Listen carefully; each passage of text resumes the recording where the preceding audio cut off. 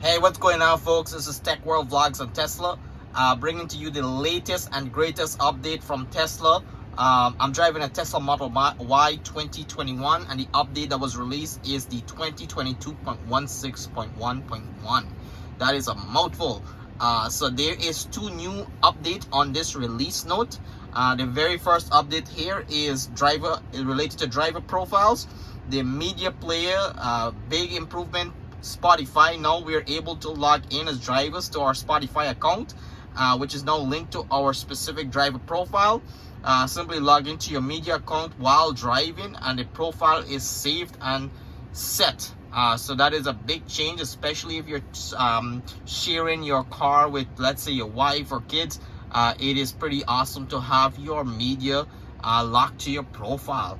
Next update here is navigation energy prediction, and you can see the little icon here showing blowing wind.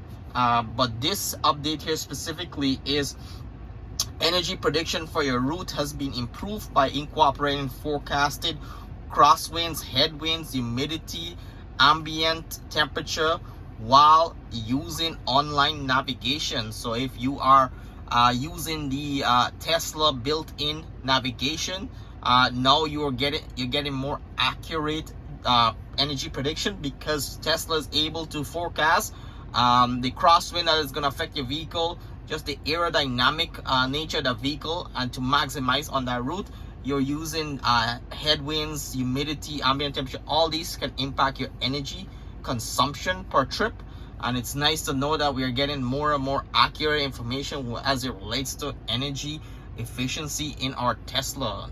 Seeing the price of gas, this is really awesome to have this data. While you're watching this video, if you're out there, I'm having a lot of problems with my dashboard. You can see the red X here. I keep saying for the past couple of weeks now, it keeps saying dash cam unavailable.